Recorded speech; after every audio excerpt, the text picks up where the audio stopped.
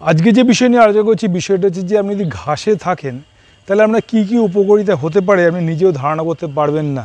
এই যে sugar patient যদি রেগুলার ওয়াইজ ঘাসে থাকতে পারেন, মানে ঘাসের মধ্যে হাঁটাচলা করতে পারেন, তার কিছু টেকনিক আমি দেখাবো, সেগুলো যদি করতে পারেন তাহলে আপনার সুগার কন্ট্রোল থাকবে। কারণ আপনার আর্থিংটা সঙ্গে সঙ্গে পাচ্ছে, তার সঙ্গে সঙ্গে পায়ের আকুপ্রেশারগুলো বেটার থাকছে, তাহলে আপনি সুগার থেকে যেরকম কন্ট্রোল হবে, সুগার যেরকম আপনার নিয়ন্ত্রণ থাকবে, তার সঙ্গে সঙ্গে আপনাদের ইমিউনিটি পাওয়ার গ্রো করবে, আপনি অনেক বেশি ফিজিক্যালি ফিট থাকবেন। কারণ হোয়াটসঅ্যাপ নাম্বার দিয়েছি, কোনো অসুবিধা আমাকে হোয়াটসঅ্যাপে জানাবেন, আমি আপনাকে হেল্প করে কথা দিলাম। আমার একটাই কথা বলি, সাবস্ক্রাইব করতে ভুলবেন না, বেল আইকন টিপতে ভুলবেন না, সবাই কিন্তু শেয়ার করতে ভুলবেন না, কারণ এই রিলেটেড প্রচুর ভিডিও আমার আছে, সেগুলো আপনি যেরকম জানতে পারবেন, তার সঙ্গে সঙ্গে আপনি সুস্থ থাকবেন। কারণ আমি দীপাঞ্জন সামন্ত, আপনার বাড়ির ছেলে, সবসময়ের জন্য বলেছি আপনি সুস্থ থাকুন, সেইটাই আমি চাই। আর ভিডিওটা দেখলে আমি উপকার পাবেন। দেখুন ভিডিওটা শেষ পর্যন্ত।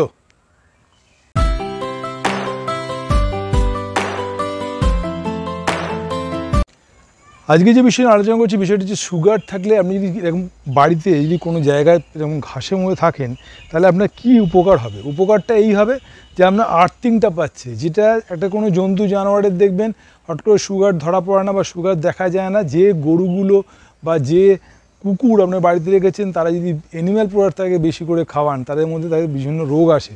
রাস্তার কোনো কুকুরের যেরকম কোনো রোগ আমরা দেখতে পাই না। সুতরাং আপনার ইমিউনিটি পাওয়ার গ্রো করার জন্য আপনাকে অন্তত ঘাসে থাকতে হবে। মানে ঘাস মানে প্রকৃতির সঙ্গে আপনাকে, যখনই আপনি ঘাসে থাকবেন সামনে পিছনে করে হাঁটুন। দেখুন আপনি সামনে পিছনে করে হাঁটছি, দেখুন সামনে পিছনে করে হাঁটছি, দেখুন সামনে পিছনে করে আমি হাঁটছি, দেখুন সামনে পিছনে করে হাঁটছি, side wise হাঁটুন।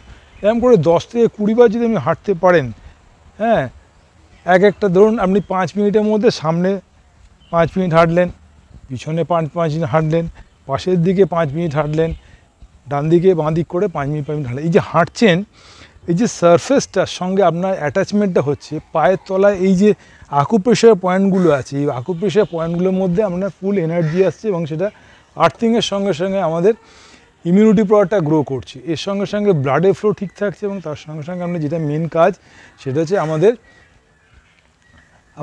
Immunity power grow করার সঙ্গে সঙ্গে ব্লাডের ফ্লো যেরকম বাড়ছে, যেটা আবারও বলছি, তার সঙ্গে সঙ্গে যেটা হচ্ছে আপনার এনার্জি লেভেল বাড়ছে। যদি কোনো ঘাসে যে কোনো জন্তু জানোয়ার বা নর্মাল সারফেসে থাকে তাদের দেখবেন এনার্জি যতটা বেশি, একটা শহরের লোকেদের এনার্জি অনেকটাই পরিমাণে কম।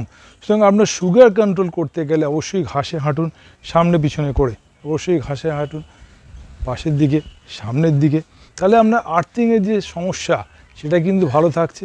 তার সঙ্গে সঙ্গে যেটা মেন কাজ সেটা হচ্ছে আপনার সুগার কন্ট্রোল থাকবে। সুগার কন্ট্রোল থাকার জন্য যেটা আমি বারবার বলেছি, খাওয়াটাকে কন্ট্রোল করতে হবে। সন্ধ্যেবেলা আপনি রাতে খাওয়া শেষ করবেন, আর তার সঙ্গে খাবারে 50 থেকে 60% কাঁচা জিনিস আপনি খান, সুগার আপনার কন্ট্রোল হবে।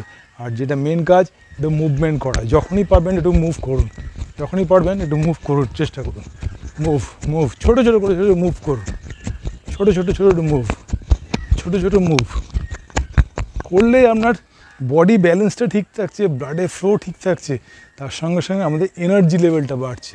কোনো সুগার পেশেন্ট দেখবেন হঠাৎ দেখবেন ঝিমিয়ে পড়ে, হঠাৎ দেখুন শুকিয়ে যাচ্ছে, তাহলে আপনি কী করবেন, শুধুমাত্র ঘাসে হাঁটার চেষ্টা করুন। আর্থিং যেরকম আপনার বাড়বে, তার সঙ্গে সঙ্গে ইমিউনিটি পাওয়ারটা গ্রো করবে।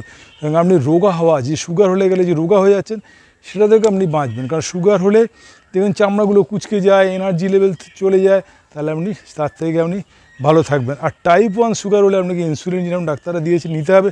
টাইপ 2 সুগার হলে কখনোই আপনার ইনসুলিনের প্রয়োজন বা ওষুধ খাওয়ার প্রয়োজন নেই। যদি আমার কথা শুনতে পারেন, আমার প্রচুর ভিডিও আছে, সেগুলো আপনি দেখতে পারেন। আপনার টাইপ 2 সুগার হলে আপনি সুস্থ থাকবেন। সকাল বিকাল বসে কপালভাতি যেরকম বলেছি, এরকম বসে ঘাসের মধ্যেই বসে কপালভাতি করুন, যাতে পায়ের সমস্যা, যাতে পা ছড়িয়ে দিয়ে করুন, অনুলোম করুন,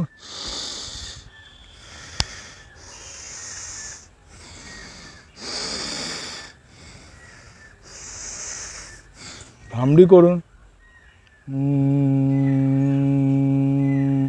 এই কপালভাতি, অনুলোম, ভ্রামরি করুন, তার সঙ্গে সঙ্গে পায়ের ব্যায়ামগুলো করুন, মুভমেন্ট করুন।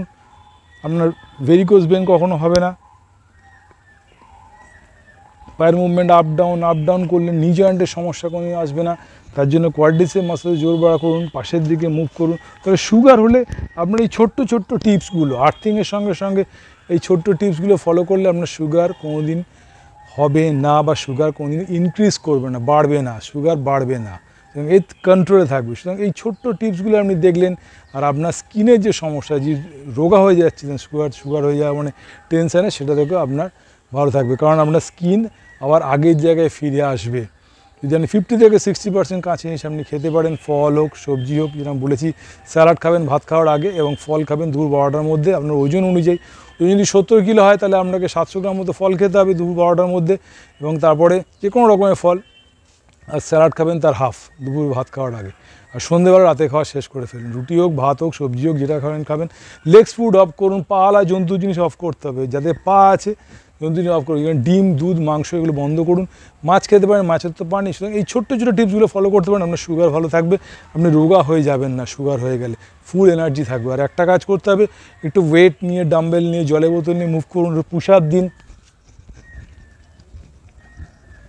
সব ঘাসে করুন। যদি বাড়ির কাছে মাঠ থাকে, যেখানেই থাকেন ঘাসের ব্যবস্থা করুন, পাশের দিকে মুভ করুন। এগুলো সব স্ট্রেংথেনিং এক্সারসাইজ। পায়ের ক্ষেত্রেও পায়ের মুভমেন্ট, পায়ের ক্ষেত্রে এই মুভমেন্টগুলো, বয়স্ক লোক যাদের সুগার ধরা পড়েছে পায়ের ক্ষেত্রে এই মুভমেন্টগুলো করুন। সিম্পল এই মুভমেন্ট করুন, পায়ের মুভমেন্ট। দেখুন পায়ের মুভমেন্ট আমি করছি, দেখুন। এই ছোট্ট ছোট্ট টিপসগুলো ফলো করুন। আমি বলছি বাবা ধরে আপনার সুগার কন্ট্রোল থাকবে, আমি প্রমাণ করেছি, আমার প্রচুর পেশেন্ট আছে, তারা কিন্তু ভালো আছে। আর সাবস্ক্রাইব করতে ভুলবেন না, বেল আইকন টিপতে ভুলবেন না, সবাই কিন্তু শেয়ার করতে ভুলবেন না, কারণ আমার হোয়াটসঅ্যাপ নাম্বার আমি দিয়েছি, কোনো অসুবিধা আমাকে হোয়াটসঅ্যাপে জানাবেন, আমি আপনাকে হেল্প করবো, কথা দিলাম। আর একটা অনুরোধ থাকলো, সবাইকে শেয়ার করুন, আমি আছি আপনার বাড়ির ছেলে। ভালো থাকুন। সুগার হলে যে শুকিয়ে যাচ্ছেন তার থেকে আপনি বেঁচে যাবেন যদি এইগুলো ফলো করতে পারেন। ভালো থাকুন সবাই, নমস্কার।